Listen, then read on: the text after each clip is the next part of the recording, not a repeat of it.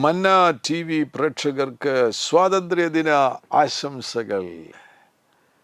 India ഇന്ന് സ്വാതന്ത്ര്യദിനം ആഘോഷിക്കുന്നു. 79ാമത് സ്വാതന്ത്ര്യദിനം. 78 വർഷം കഴിഞ്ഞു.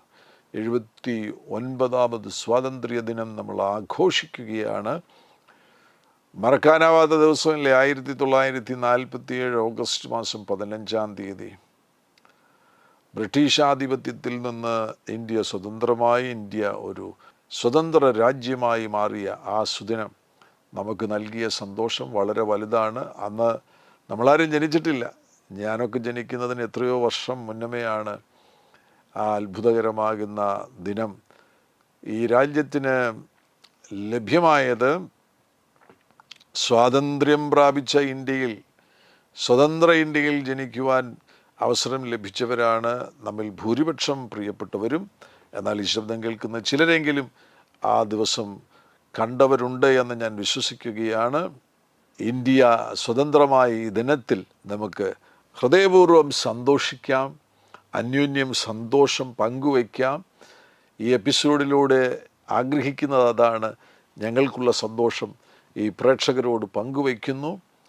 വിശേഷിച്ചും മന്ന ടി വി പ്രേക്ഷകർ അനേകം സ്ഥലങ്ങളിൽ നിന്ന്, അനേകം സംസ്ഥാനങ്ങളിൽ നിന്ന്, അനേകം രാജ്യങ്ങളിൽ നിന്ന് ഞങ്ങളെ കാണുന്ന എല്ലാ പ്രേക്ഷകർക്കും സ്വാതന്ത്ര്യ ദിനാശംസകൾ ഒരിക്കൽ കൂടെ അറിയിക്കുകയാണ്.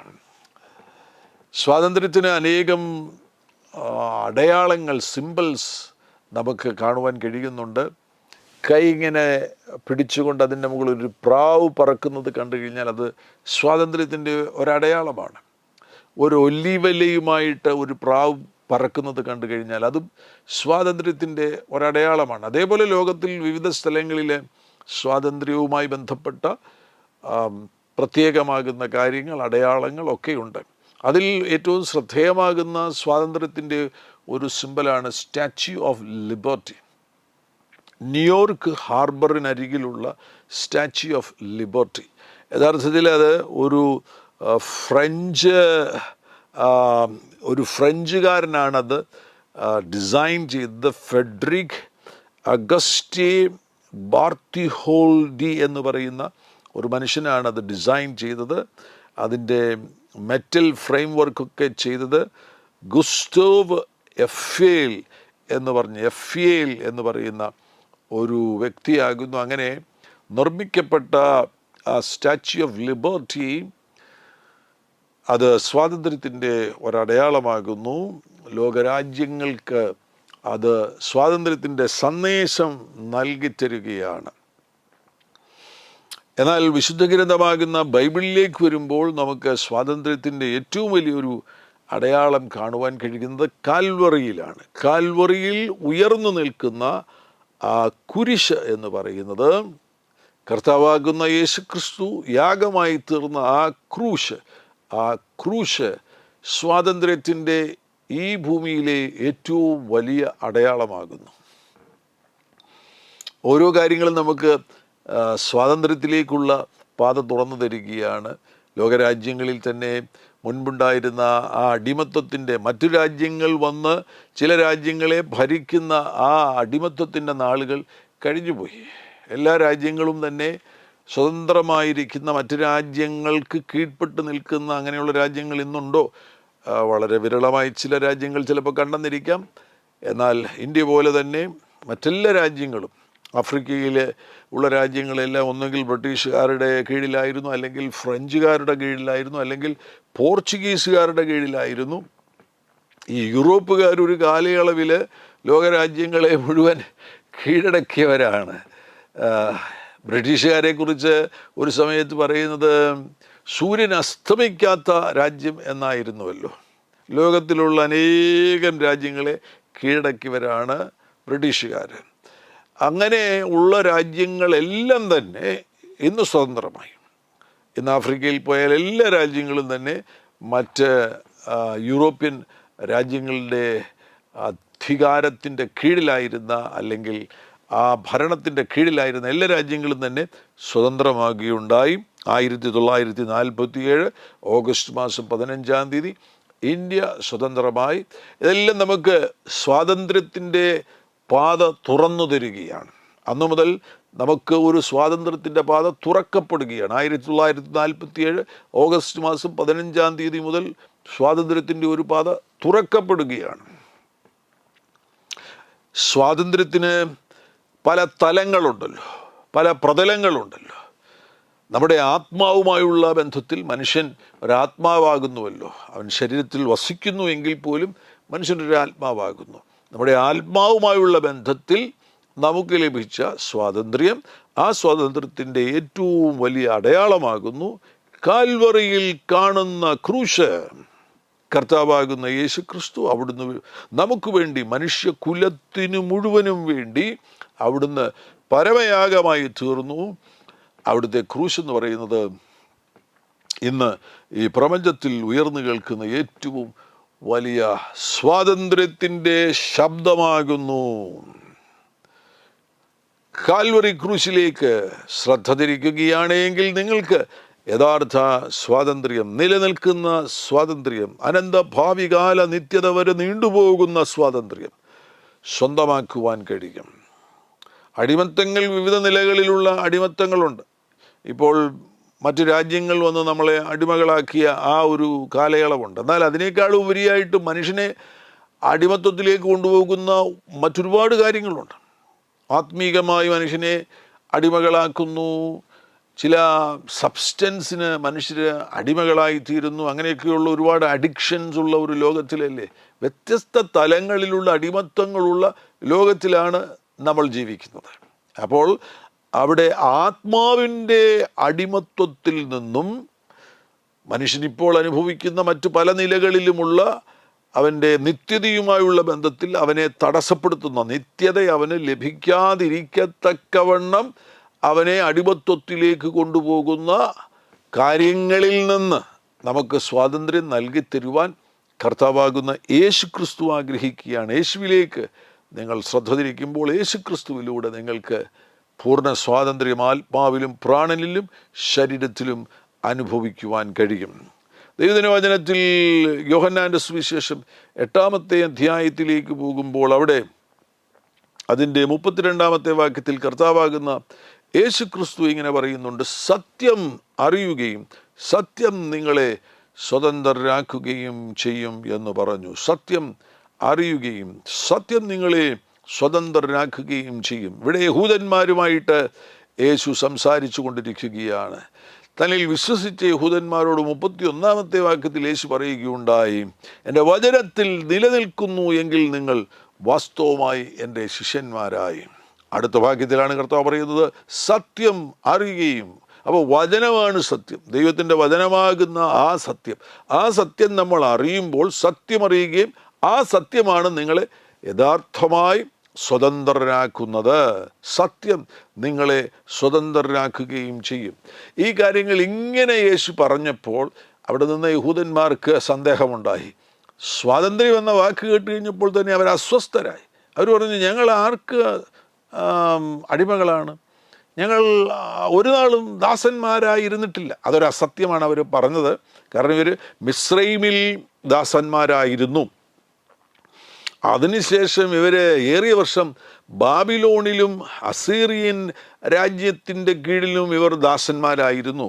ഇനി എന്തിനേറെ പറയുന്നു, ഈ ന്യായാധിപന്മാരുടെ പുസ്തകത്തിൽ പോവുകയാണെങ്കിൽ അവർ ആവർത്തിച്ച് ഫെലിസ്ത്യർക്കും മിദ്യാന്യർക്കുമൊക്കെ ദാസന്മാരായിരുന്നിട്ടുണ്ട്. അങ്ങനെയുള്ള ഒരു ചരിത്രം അവർക്ക് പറയാനുണ്ട്. ഒത്തിരി വ്യത്യസ്തമാകുന്ന രാജ്യങ്ങൾക്ക് അവർ ദാസന്മാരായിരുന്നിട്ടുള്ളവരാണ്. എന്നാൽ യേശു സ്വാതന്ത്ര്യത്തെക്കുറിച്ച് പറഞ്ഞു കഴിഞ്ഞപ്പോഴേക്കും അവരങ്ങ് അസ്വസ്ഥരായിട്ടാണ് അവർ പറയുന്നത്, ഞങ്ങൾ ആർക്കും ഒരു നാളും ദാസന്മാരായിരുന്നിട്ടില്ല. നിങ്ങൾ സ്വതന്ത്രന്മാരാകുമെന്ന് നീ പറയുന്നത് എങ്ങനെയെന്ന് അവർ ഉത്തരം പറയുകയാണ്. അപ്പോൾ യേശു ഉള്ള കാര്യം തുറന്നു പറയുകയാണ്. ആമീൻ ആമീൻ, ഞാൻ നിങ്ങളോട് പറയുന്നു. ഓക്കെ, നിങ്ങൾ പറയുന്നത് സമ്മതിക്കുന്നു എന്ന അർത്ഥത്തിൽ തന്നെയാണ് യേശു പറയുന്നത്. നിങ്ങൾ ഈജിപ്ഷ്യൻ അടിമത്വത്തെക്കുറിച്ച് നിങ്ങൾ സമ്മതിക്കുന്നില്ല. നിങ്ങൾ മിദ്യാന്യർക്കും ഫെലിസ്ത്യർക്കും അടിമകളായി തീർന്നു. അങ്ങനെയുള്ള ആ കാലഘട്ടത്തെക്കുറിച്ച് നിങ്ങളൊന്നും പറയാൻ ആഗ്രഹിക്കുന്നില്ല. നിങ്ങൾ അസീറിയൻ രാജ്യത്തിന് അടിമകളായിരുന്നു, അതിനെക്കുറിച്ച് നിങ്ങളൊന്നും പറയാൻ ആഗ്രഹിക്കുന്നില്ല. ബാബിലോണ്യ രാജ്യത്തിന് നിങ്ങൾ ഏറെ നാൾ 70 വർഷത്തോളം അടിമകളായിരുന്നു, അതിനെക്കുറിച്ചും നിങ്ങളൊന്നും പറയുന്നില്ല. എന്നാൽ ഓക്കെ, അതെല്ലാം മാറിപ്പോകട്ടെ, അതിനെയെല്ലാം മാറ്റി നിർത്തുകയാണെങ്കിൽ പോലും ഇപ്പോൾ നിങ്ങൾ ഒരു കാര്യത്തിന് അടിമയാണ്. കർത്താവ് അവരോട് വളരെ വ്യക്തമായി പറയുകയാണ്, പാപം ചെയ്യുന്നവനെല്ലാം പാപത്തിൻ്റെ ദാസനാകുന്നു. അടിമത്തത്തിൽ ഏറ്റവും ഗൗരവമേറിയൊരു അടിമത്തമാകുന്നു പാപത്തിന് ദാസരാകുക എന്നത്. പാപത്തിൽ നിന്ന് നമ്മെ ആർക്ക് സ്വതന്ത്രനാക്കുവാൻ കഴിയും? ഒരു വളരെ പ്രധാനപ്പെട്ടൊരു ചോദ്യമാണ്. പാപത്തിൽ നിന്ന് നമ്മെ ആർക്ക് സ്വതന്ത്രമാക്കുവാൻ കഴിയും? യേശു അതിനും മറുപടി പറയുന്നുണ്ട്. പാപത്തിൽ നിന്ന് നമ്മെ സ്വതന്ത്രനാക്കുവാൻ കഴിയുന്നത് കർത്താവാകുന്ന യേശു ക്രിസ്തുവിന് മാത്രമാണ്. 36-ാമത്തെ വാക്യത്തിൽ, യോഹന്നാന്റെ സുവിശേഷം 8-ാമത്തെ അധ്യായം 36-ാമത്തെ വാക്യത്തിൽ യേശു പറയുന്നു, പുത്രൻ നിങ്ങൾക്ക് സ്വാതന്ത്ര്യം വരുത്തിയാൽ നിങ്ങൾ സാക്ഷാൽ സ്വതന്ത്രരാകും. പാപത്തിന് നിങ്ങൾ അടിമകളാകുന്നു എങ്കിൽ, പാപത്തിന് നിങ്ങൾ ദാസന്മാരാകുന്നു എങ്കിൽ, നിങ്ങളെ സ്വാതന്ത്ര്യത്തിലേക്ക് നയിക്കുവാൻ കർത്താവാകുന്ന യേശു ക്രിസ്തുവിന് മാത്രമേ കഴിയുകയുള്ളൂ. പുത്രൻ നിങ്ങൾക്ക് സ്വാതന്ത്ര്യം തന്നാൽ, വരുത്തിയാൽ നിങ്ങൾ സാക്ഷാൽ സ്വതന്ത്രരാകും. റോമാലേഖനം 6-ാമത്തെ അധ്യായത്തിലേക്ക് പോവുകയാണെങ്കിൽ, 6-ാമത്തെ അധ്യായത്തിൽ 16 മുതലുള്ള വാക്യങ്ങൾ ശ്രദ്ധിക്കുകയാണെങ്കിൽ, നിങ്ങൾ ദാസന്മാരായി അനുസരിപ്പാൻ നിങ്ങളെ തന്നെ സമർപ്പിക്കുകയും നിങ്ങൾ അനുസരിച്ചു പോരുകയും ചെയ്യുന്നവന് ദാസന്മാർ ആകുന്നു എന്ന് അറിയുന്നില്ലയോ? ഒന്നുകിൽ മരണത്തിനായി പാപത്തിൻ്റെ ദാസന്മാർ, അല്ലെങ്കിൽ നീതിക്കായി അനുസരണത്തിൻ്റെ ദാസന്മാർ തന്നെ. അതിനുശേഷം 19-ാം വാക്യത്തിൽ പറയുകയാണ്, നിങ്ങളുടെ ജഡത്തിൻ്റെ ബലഹീനത നിമിത്തം ഞാൻ മാനുഷരീതിയിൽ പറയുന്നു, നിങ്ങളുടെ അവയവങ്ങളെ അധർമ്മത്തിനായി അശുദ്ധിക്കും അധർമ്മത്തിനും അടിമകളാക്കി സമർപ്പിച്ചതുപോലെ ഇപ്പോൾ നിങ്ങളുടെ അവയവങ്ങളെ വിശുദ്ധീകരണത്തിനായി നീതിക്ക് അടിമകളായി സമർപ്പിപ്പീൻ. പാപത്തിൽ നിന്ന് സ്വാതന്ത്ര്യം യേശുക്രിസ്തുവിൻ നാമത്തിൽ നമുക്ക് ലഭിക്കുമ്പോൾ അവിടെ ഒരു വലിയ ഓണർഷിപ്പ് ട്രാൻസ്ഫർ സംഭവിക്കുകയാണ്. ഇതുവരെയും പാപം നമ്മെ കീഴടക്കി വച്ചിരുന്ന ആ സമയത്ത് നമ്മുടെ മേൽ ഉടമസ്ഥാവകാശമുണ്ടായിരുന്നത് പിശാചിനായിരുന്നു. എന്നാൽ പാപത്തിൽ നിന്ന് യേശുവിൻ നാമത്തിൽ നമുക്ക് സ്വാതന്ത്ര്യം ലഭിക്കുമ്പോൾ അവിടെ ഉടമസ്ഥാവകാശത്തിന് മാറ്റമുണ്ടാകുന്നു. കർത്താവാകുന്ന യേശുക്രിസ്തു നമ്മുടെ ഉടമസ്ഥനായി തീരുകയാണ്. അവിടെയാണ് നമുക്ക് നമ്മുടെ അവയവങ്ങളെ, ശരീരാവയവങ്ങളെ, കണ്ണ്, കയ്യ്, കാത്, അധരം, ഇതിനെയെല്ലാം, ഈ അവയവങ്ങളെയെല്ലാം നമുക്ക് നീതിക്ക് വേണ്ടി സമർപ്പിക്കുവാൻ കഴിയും. അങ്ങനെ പാപത്തെ ജയിച്ച് ദിനംതോറും ജീവിക്കണം. പാപത്തിൽ നിന്ന് നമുക്ക് സ്വാതന്ത്ര്യം നൽകി തന്ന കർത്താവാകുന്ന യേശുക്രിസ്തു ദിനംതോറും സ്വാതന്ത്ര്യത്തിൽ തുടരുവാൻ തക്കവണ്ണം അവിടുന്ന് നമുക്ക് പരിശുദ്ധാത്മാവിൻ്റെ ശക്തി നൽകി തരും. പരിശുദ്ധാത്മാവിൻ്റെ ശക്തിയിൽ പാപത്തെ ജയിച്ച് സ്വതന്ത്രരായിട്ട് ജീവിക്കണം. പാപത്തിന് കീഴ്പ്പെട്ട് ജീവിക്കുകയാണെങ്കിൽ ഇപ്പോഴും നിങ്ങൾ പാപത്തിൻ്റെ അടിമകളാകുന്നു. പാപത്തിൽ നിന്ന് നിങ്ങൾ സ്വതന്ത്രരായിട്ടില്ല. പാപം നിങ്ങളുടെ മേൽ വാഴുകയാണ്. ദൈവത്തിൻ്റെ കൃപ വ്യാപരിക്കുമ്പോൾ യേശുക്രിസ്തുവിലൂടെയാണ് നമുക്ക് പാപത്തിൽ നിന്ന് സ്വാതന്ത്ര്യം ലഭിക്കുന്നത്. പാപത്തിൽ നിന്ന് നമുക്ക് സ്വാതന്ത്ര്യം ലഭിച്ചാൽ നീതിമാന്മാരായിട്ട് കർത്താവാകുന്ന യേശുവിൻ്റെ നാമത്തെ പ്രകീർത്തിച്ചുകൊണ്ട്, ഉയർത്തിക്കൊണ്ട്, അവിടുത്തെ നാമത്തിന് മഹത്വം കൊടുത്തുകൊണ്ട് വിശുദ്ധന്മാരായിട്ട് ഈ ഭൂമിയിൽ നാം ഓരോരുത്തരും ജീവിക്കണം. പാപത്തിൽ നിന്നുള്ള സ്വാതന്ത്ര്യം. അതേപോലെ തന്നെയുള്ള മറ്റൊരു പ്രധാനപ്പെട്ട കാര്യമാണ് ന്യായപ്രമാണത്തിൽ നിന്നുള്ള സ്വാതന്ത്ര്യം. ന്യായപ്രമാണത്തിൽ നിന്ന് കർത്താവ് നമ്മളെ സ്വതന്ത്രരാക്കുവാൻ ആഗ്രഹിക്കുകയാണ്. ഗലാത്യലേഖനം അതിൻ്റെ 5-ാമത്തെ അധ്യായത്തിലേക്ക് പോകുമ്പോൾ പൗലോസ് പറയുകയാണ്, ഗലാത്യലേഖനം എഴുതിയത് തന്നെ നമുക്കറിയാമല്ലോ. ഗലാത്യലേഖനത്തെ വേണമെങ്കിൽ മാഗ്ന കാർട്ട ഓഫ് എമാൻസിപ്പേഷൻ എന്ന് വേണമെങ്കിൽ പറയുവാൻ കഴിയും. സ്വാതന്ത്ര്യദാനത്തിൻ്റെ ഒരു മാഗ്ന കാർട്ടയാണ് ഗലാത്യലേഖനം എന്ന് പറയുന്നത്. ഗലാത്യലേഖനം എഴുതിയത് ഈ യഹൂദന്മാരായിട്ടുള്ള ക്രിസ്ത്യാനികൾ അന്നത്തെ കാലത്ത് ചെന്നിട്ട് അവരെ എല്ലാവർക്കും പരിച്ഛേദന വേണമെങ്കിൽ മാത്രമേ അവർ യഥാർത്ഥമായിട്ടും രക്ഷിക്കപ്പെടുകയുള്ളൂ. രക്ഷിക്കപ്പെടുവാൻ വേണ്ടി പ്രവൃത്തി വേണമെന്ന് അവർ പറയുവാൻ തുടങ്ങിയപ്പോഴാണ് ദൈവജനത്തിൻ്റെ പൊരുൾ തിരിച്ച് പൗലോസ് വളരെ വ്യക്തമായിട്ട് ഗലാത്യ ലേഖനം എഴുതുന്നത്. രക്ഷയെന്ന് പറയുന്നത് കൃപയാൽ സംഭവിക്കുന്ന കാര്യമാകുന്നു. ഒരു പ്രവൃത്തിയും നമ്മെ രക്ഷയിലേക്ക് എത്തിക്കുകയില്ല. രക്ഷിക്കപ്പെട്ടതിന് ശേഷം സൽപ്രവൃത്തികൾ നമ്മുടെ ജീവിതത്തിലൂടെ പുറപ്പെടുമെങ്കിൽ പോലും രക്ഷയ്ക്ക് വേണ്ടി ഒരു പ്രവൃത്തിയുടെയും ആവശ്യമില്ല. രക്ഷിക്കപ്പെടുവാൻ വേണ്ടി ഒരു നേർച്ചയും ഒരു കാഴ്ചയും ഒരു യാത്രയും ആവശ്യമില്ല. രക്ഷ എന്ന് പറയുന്നത് സൗജന്യമാകുന്നു. രക്ഷ എന്ന് പറയുന്നത് കൃപയാൽ ലഭിക്കുന്നതാകുന്നു. രക്ഷ എന്ന് പറയുന്നത് വിശ്വാസത്താലാകുന്നു ഉളവാകുന്നത്. അത് നമ്മുടെ ആത്മാവിന് സ്വാതന്ത്ര്യം നൽകിത്തരുന്ന, നമ്മെ നിത്യജീവന് വേണ്ടി ഒരുക്കുന്ന വലിയൊരു അത്ഭുതമാണ്. ദൈവത്തിന് ദാനമായിട്ട് മാത്രമേ അത് നൽകി തരുവാൻ കഴിയത്തുള്ളൂ. ആർക്കും ഒരു പ്രവൃത്തിയിലൂടെയും അത് നേടിയെടുക്കാൻ കഴിയത്തില്ല. എന്തൊക്കെ പ്രവൃത്തി ചെയ്താലും, മനുഷ്യൻ എന്തൊക്കെ പുണ്യപ്രവർത്തികൾ ചെയ്താലും രക്ഷ അവന് വിലയ്ക്ക് വാങ്ങുവാൻ കഴിയുകയില്ല. അതിന് വളരെ വ്യക്തമായിട്ട് തെളിവ് കൊടുത്തുകൊണ്ടുള്ളൊരു ലേഖനമാണ് ഗലാത്യ ലേഖനം എന്ന് പറയുന്നത്. അതിൻ്റെ 5-ാമത്തെ അധ്യായം 1-ാമത്തെ വാക്യത്തിൽ പൗലോസ് പറയുകയാണ്, സ്വാതന്ത്ര്യത്തിനായിട്ട് ക്രിസ്തു നമ്മെ സ്വതന്ത്രരാക്കി. ആകയാൽ അതിൽ ഉറച്ച് നിൽപ്പീൻ. അടിമനുഖത്തിൽ പിന്നെയും കുടുങ്ങിപ്പോകരുത്. നിങ്ങൾ പരിച്ഛേദന ഏറ്റാൽ ക്രിസ്തുവിനെ കൊണ്ട് നിങ്ങൾക്ക് ഒരു പ്രയോജനവുമില്ല എന്ന് പൗലോസായ ഞാൻ നിങ്ങളോട് പറയുന്നു. സ്വാതന്ത്ര്യത്തിനായിട്ട് ക്രിസ്തു നമ്മെ സ്വതന്ത്രരാക്കി. ആകയാൽ അതിൽ ഉറച്ചു നിൽപ്പീൻ. അടിമനുഖത്തിൽ പിന്നെയും കുടുങ്ങിപ്പോകരുത്. ഇന്നും ഈ സന്ദേശത്തിന് പ്രസക്തിയുണ്ട്. ഇന്ന് ആരും പരിച്ഛേദന ചെയ്യണമെന്ന് പറയുന്നില്ലെങ്കിൽ പോലും പലവിധമാകുന്ന ബാഹ്യമാകുന്ന കാര്യങ്ങളും രക്ഷയോട് ചേർത്ത് വയ്ക്കുവാൻ വേണ്ടി ശ്രമിക്കുന്ന പലരുമുണ്ട്. ബാഹ്യമാകുന്ന ഒരു പ്രവൃത്തികളും രക്ഷയ്ക്ക് ആധാരമല്ല എന്ന് തിരുവചനം വളരെ വ്യക്തമായിട്ട് നമുക്ക് സന്ദേശം നൽകി തരികയാണ്. രക്ഷ സൗജന്യമാകുന്നു. രക്ഷ ഒരു ദാനമാകുന്നു. കൃപ ദൈവത്തിൻ്റെ ദാനമാകുന്നു. വിശ്വാസം, ഗാഡ് കൈൻഡ് ഓഫ് ഫെയ്ത്ത് ഉണ്ടെങ്കിൽ മാത്രമേ നമുക്ക് രക്ഷിക്കപ്പെടുവാൻ കഴിയത്തുള്ളൂ. ആ ദൈവത്തിൻ്റേതുപോലെയുള്ള വിശ്വാസം ദൈവത്തിൻ്റെ ദാനമാകുന്നു. മാനസാന്തരം ദൈവത്തിൻ്റെ ദാനമാകുന്നു. രക്ഷയുമായി ബന്ധപ്പെട്ടതെല്ലാം ദൈവത്തിൻ്റെ ദാനമാകുന്നു. ഒരാൾ രക്ഷിക്കപ്പെടണമെന്നുണ്ടെങ്കിൽ ദൈവത്തിൻ്റെ കൃപ വ്യാപരിക്കേണ്ടത് ആവശ്യമാണ്. ഒരാൾ രക്ഷിക്കപ്പെടണമെന്നുണ്ടെങ്കിൽ ആ വ്യക്തിയിൽ നിന്ന് ദൈവത്തിൻ്റേതുപോലെയുള്ള വിശ്വാസം പുറപ്പെടേണ്ടത് ആവശ്യമാണ്. ഒരാൾ രക്ഷിക്കപ്പെടണമെന്നുണ്ടെങ്കിൽ ആ വ്യക്തിയുടെ ജീവിതത്തിൽ മാനസാന്തരം ഉണ്ടാകേണ്ടത് ആവശ്യമാണ്. ഒരാൾ രക്ഷിക്കപ്പെടണമെന്നുണ്ടെങ്കിൽ ആ വ്യക്തിയിലേക്ക് പരിശുദ്ധാത്മാവ് വരേണ്ടത് ആവശ്യമാണ്. അപ്പോൾ ദൈവത്തിൻ്റെ കൃപദാനമാകുന്നു, വിശ്വാസം ദാനമാകുന്നു, മാനസാന്തരം ദാനമാകുന്നു, പരിശുദ്ധാത്മാവ് ദാനമാകുന്നു.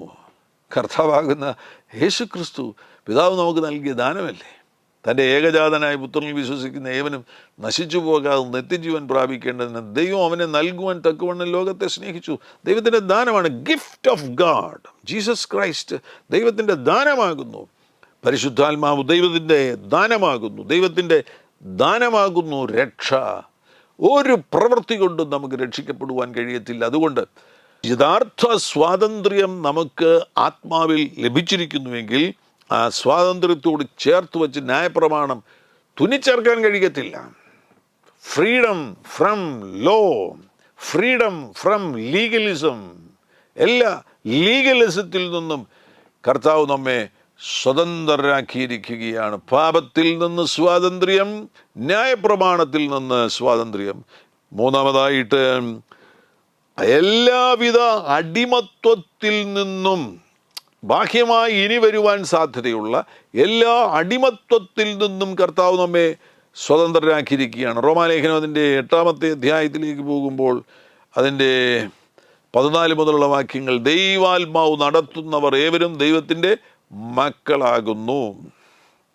ദൈവാത്മാവ് നടത്തുന്നവർ ഏവരും ദൈവത്തിൻ്റെ മക്കളാകുന്നു. നിങ്ങൾ പിന്നെയും ഭയപ്പെടേണ്ടതിന് ദാസ്യത്തിൻ്റെ ആത്മാവിനെ അല്ല, അബ്ബാ പിതാവേ എന്ന് വിളിക്കുന്ന പുത്രത്വത്തിൻ ആത്മാവിനെ അത്രേ പ്രാപിച്ചത്.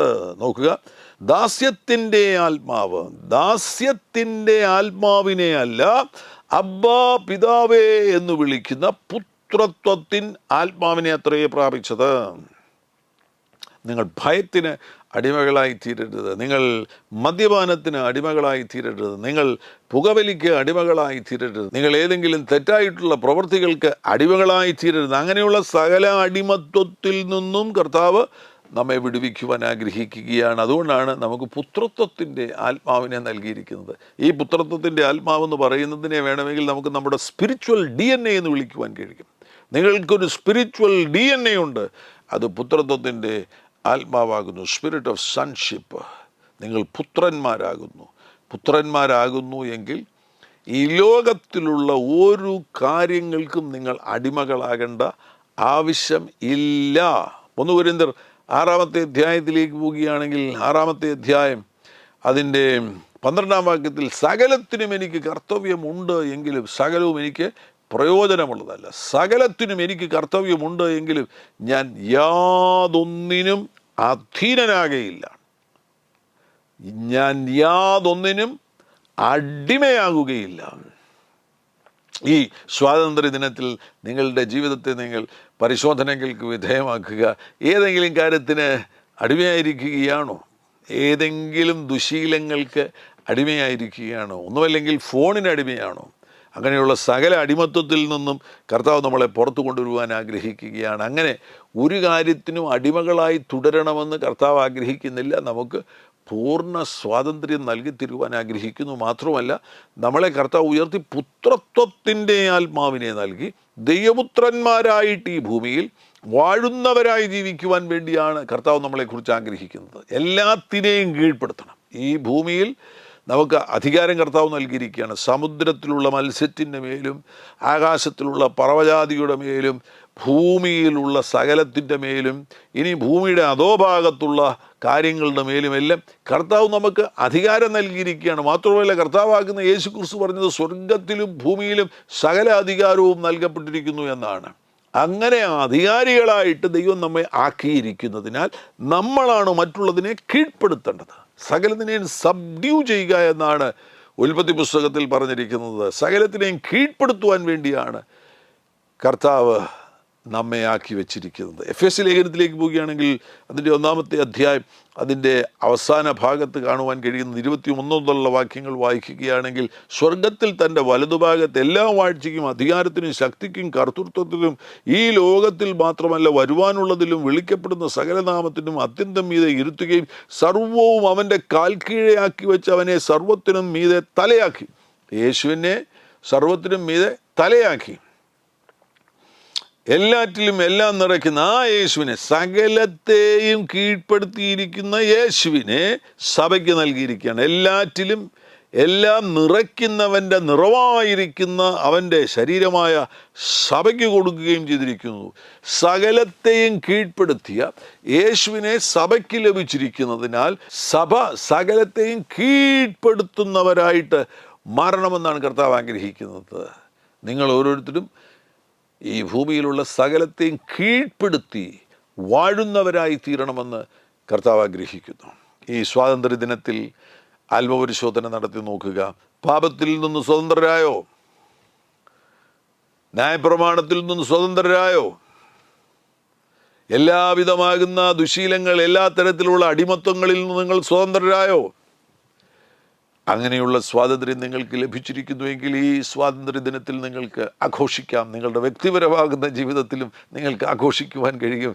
ഞാൻ സ്വതന്ത്രനാകുന്നു, എൻ്റെ രാജ്യം സ്വതന്ത്രമാകുന്നു, ആത്മാവിൽ ഞാൻ സ്വതന്ത്രനാകുന്നു, വരാൻ പോകുന്ന നിത്യതയ്ക്ക് വേണ്ടി ഞാൻ ഒരുക്കപ്പെട്ടിരിക്കുന്നു. നിങ്ങൾക്ക് ഒത്തിരി സന്തോഷിക്കുവാൻ കഴിയുന്ന ഒരു സുദിനമാണ് ഈ ദിനം. ഈ ദിവസം കർത്താവാകുന്ന യേശു നിങ്ങളെ സമർത്ഥമായിട്ട് അനുഗ്രഹിക്കട്ടെ. ഞാൻ നിങ്ങൾക്ക് വേണ്ടി പ്രാർത്ഥിക്കുവാൻ ആഗ്രഹിക്കുകയാണ്. പരിശുദ്ധാത്മാവ് നിങ്ങളെ ഓരോരുത്തരെയും സ്പർശിക്കുവാൻ പോകുന്നു. ശാരീരിക രോഗങ്ങൾ അനുഭവിക്കുന്നവരുണ്ടെങ്കിൽ കർത്താവാകുന്ന യേശു നിങ്ങളെ സൗഖ്യമാക്കും. അത്ഭുത സൗഖ്യം നിങ്ങളുടെ ശരീരങ്ങളിലേക്ക് കർത്താവ് അയക്കുവാൻ ആഗ്രഹിക്കുകയാണ്. ഏതെങ്കിലും ദുശീലങ്ങൾക്കോ അത്തരത്തിലുള്ള കാര്യങ്ങൾക്കോ നിങ്ങൾ അടിമകളാകുന്നുവെങ്കിൽ ഇപ്പോൾ തന്നെ യേശുവിൻ നാമത്തിലുള്ള അത്ഭുത സ്വാതന്ത്ര്യത്തെ അവിടുന്ന് അയക്കുവാൻ ആഗ്രഹിക്കുന്നു. എന്നോട് ചേർന്ന് പ്രാർത്ഥിക്കുക. പരിശുദ്ധ പിതാവേ, യേശു ക്രിസ്തുവിൻ നാമത്തിൽ അങ്ങയുടെ ജനത്തിനു വേണ്ടി പ്രാർത്ഥിക്കുന്നു. അതിശയകരമാകുന്ന ഒരു ദൈവപ്രവൃത്തി ഇപ്പോൾ ഈ പ്രിയപ്പെട്ടവരുടെ മേൽ അങ്ങ് അയക്കണമേ. മന്ന ടെലിവിഷൻ പ്രോഗ്രാം കണ്ടുകൊണ്ടിരിക്കുന്ന ഈ പ്രിയപ്പെട്ടവരെ അങ്ങ് തൊടണമേ എന്ന് പ്രാർത്ഥിക്കുകയാണ്. വിശേഷിച്ച് കർത്താവേ, യേശു ക്രിസ്തുവുമായി ഇതുവരെ ബന്ധമില്ലാത്ത ആരെങ്കിലും ഈ ശബ്ദം കേൾക്കുന്നുവെങ്കിൽ ഇപ്പോൾ യേശു ക്രിസ്തുവിനെ അവർ രക്ഷകനും കർത്താവുമായി സ്വീകരിക്കട്ടെ. ഒരത്ഭുതം അവരുടെ ജീവിതത്തിൽ നടക്കട്ടെ. അതാണല്ലോ യഥാർത്ഥ സ്വാതന്ത്ര്യം എന്ന് പറയുന്നത്. പാപത്തിൽ നിന്നുള്ള സ്വാതന്ത്ര്യം, ആത്മരക്ഷ പ്രാപിക്കുക എന്നതാണല്ലോ ഏറ്റവും വലിയ സ്വാതന്ത്ര്യം. ആ സ്വാതന്ത്ര്യം ഇപ്പോൾ ഈ പ്രിയപ്പെട്ടവർ സ്വീകരിക്കുവാൻ തക്കവണ്ണം അവരുടെ ഹൃദയത്തിൻ്റെ വാതിലുകൾ തുറക്കപ്പെടട്ടെ. യേശുവിനെ രക്ഷകനും കർത്താവുമായി ഇപ്പോൾ അവർ സ്വീകരിക്കട്ടെ എന്ന് പ്രാർത്ഥിക്കുന്നു. അങ്ങ് അത്ഭുതങ്ങളെ ചെയ്യുന്നതിനായി സ്തോത്രം ചെയ്യുന്നു. ശാരീരിക രോഗം അനുഭവിക്കുന്നവർ, അങ്ങനെയുള്ളവരെ തുടരണം കർത്താവെ. എല്ലാ ശാരീരിക രോഗങ്ങളെയും കീഴ്പ്പെടുത്തുന്ന ഒരു ദൈവശക്തിയുടെ വ്യാപാരം ഇപ്പോൾ ഈ ശബ്ദം കേൾക്കുന്ന ഓരോരുത്തരിലും വ്യാപരിക്കട്ടെ. ഓരോരുത്തരിലും വ്യാപരിക്കട്ടെ. മഹാത്ഭുതങ്ങൾ അങ്ങ് ചെയ്യണം കർത്താവെ, മഹാത്ഭുതങ്ങൾ അങ്ങ് ചെയ്യണം. ഇപ്പോൾ തന്നെ യേശു ക്രിസ്തുവിൻ നാമത്തിൽ ഈ പ്രിയപ്പെട്ടവരെ അങ്ങ് സ്പർശിക്കുന്ന ഈ നിമിഷത്തിൽ തന്നെ അത്ഭുത സൗഖ്യങ്ങളെ ഞാനിപ്പോൾ റിലീസ് ചെയ്ത് പ്രാർത്ഥിക്കുന്നു. നട്ടെല്ലിൻ്റെ മേലുള്ള എല്ലാ വേദനകളും യേശുവിൻ നാമത്തിൽ മാറിപ്പോകട്ടെ, മാറിപ്പോകട്ടെ. എല്ലാ അളവുകളും, blood pressure, cholesterol, blood sugar നോർമലായി തീരട്ടെ. കേടുവന്ന പാൻക്രിയാസുകൾ ഇപ്പോൾ യേശുവിൻ നാമത്തിൽ സൗഖ്യമാകട്ടെ. ആരുടെയോ കണ്ണിൻ്റെ മേലുള്ള ഇൻഫെക്ഷൻസ് ഇപ്പോൾ യേശുവിൻ നാമത്തിൽ സൗഖ്യമാകട്ടെ. എല്ലാ സ്കിൻ ഡിസീസസും യേശുവിൻ നാമത്തിൽ സൗഖ്യമാകട്ടെ.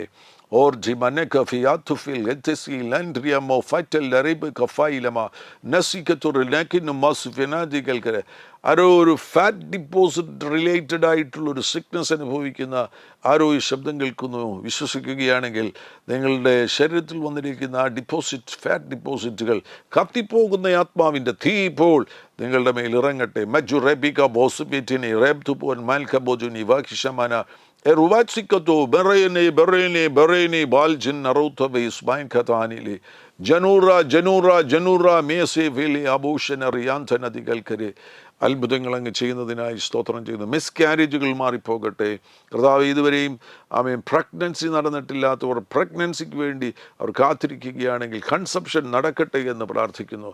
യേശുവിൻ നാമത്തിൽ തലമുറകളെ കൊടുത്ത് അനുഗ്രഹിക്കണം കർത്താവെ. ആമേൻ. ഉദരത്തിൽ കുഞ്ഞുരുവായതിനു ശേഷം അബോർട്ട് ചെയ്യരുത്. ഈ ശബ്ദം കേൾക്കുന്ന ആരോ അബോർഷനെ കുറിച്ച് ചിന്തിക്കുന്നു. യേശുവിൻ നാമത്തിൽ ആ അബോർഷനെ ഞാൻ ക്യാൻസൽ ചെയ്ത് പ്രാർത്ഥിക്കുകയാണ്. ഉദരത്തിൽ വളരുന്ന കുഞ്ഞിനെ ഞാൻ അനുഗ്രഹിച്ച് പ്രാർത്ഥിക്കുന്നു. ഹല്ലേലൂയ. രോഗികൾ സൗഖ്യമാകട്ടെ. ഹല്ലേലൂയ. കർത്താവേ, ജോലിയില്ലാത്തവർക്ക് വേണ്ടി വഴികളെയും വാതിലുകളെയും തുറന്നു കൊടുക്കണമേ എന്ന് പ്രാർത്ഥിക്കുകയാണ്. അത്ഭുതകരമായി അവർക്ക് വേണ്ടി വഴികളെയും വാതിലുകളെയും തുറന്നു കൊടുക്കണം കർത്താവേ. ചില രാജ്യങ്ങളിലേക്ക് യാത്ര ചെയ്യുവാൻ ആഗ്രഹിക്കുന്നവർ, അത്തരത്തിലുള്ള വാതിലുകൾ തുറക്കപ്പെടട്ടെ എന്ന് പ്രാർത്ഥിക്കുന്നു. അത്ഭുതകരമായി തുറക്കപ്പെടട്ടെ എന്ന് പ്രാർത്ഥിക്കുകയാണ്. Yes Lord. അവരുടെ വിസ സ്റ്റാമ്പ്ഡ് ആകട്ടെ. മഹാത്ഭുതങ്ങൾ അങ്ങ് ചെയ്യണമേ എന്ന് പ്രാർത്ഥിക്കുന്നു. യേശുവിൻ നാമത്തിൽ ഈ ശബ്ദം കേട്ടുകൊണ്ടിരിക്കുന്നവരുടെ മേൽ ഒരു വലിയ സ്വാതന്ത്ര്യം ഇപ്പോൾ വ്യാപരിക്കട്ടെ. ഒരാത്മാവിലും പ്രാണനിലും ശരീരത്തിലും സ്വതന്ത്രരായി തീരട്ടെ എന്ന് പ്രാർത്ഥിക്കുന്നു. അവരുടെ ജീവിതത്തിൻ്റെ എല്ലാ മേഖലകളിലും സ്വാതന്ത്ര്യം ഇപ്പോൾ വ്യാപരിക്കട്ടെ എന്ന് പ്രാർത്ഥിക്കുകയാണ്. അത്ഭുതങ്ങൾ അങ്ങ് ചെയ്യുന്നതിനായി സ്തോത്രം ചെയ്യുന്നു. സകലത്തിലും യേശുക്രിസ്തുവിൻ്റെ നാമം മാത്രം മഹത്വമെടുക്കട്ടെ. മന്ന TV പ്രേക്ഷകരെ ഞാൻ പിതാവിൻ്റെയും പുത്രൻ്റെയും പരിശുദ്ധാത്മാവിൻ്റെയും നാമത്തിൽ അനുഗ്രഹിച്ചു പ്രാർത്ഥിക്കുന്നു. യേശുക്രിസ്തുവിൻ നാമത്തിൽ തന്നെ. ഹല്ലേലൂയ. Glory to Jesus. കർത്താവാകുന്ന യേശു നിങ്ങളുടെ കൂടെയിരിക്കും. God bless you. ആമേൻ.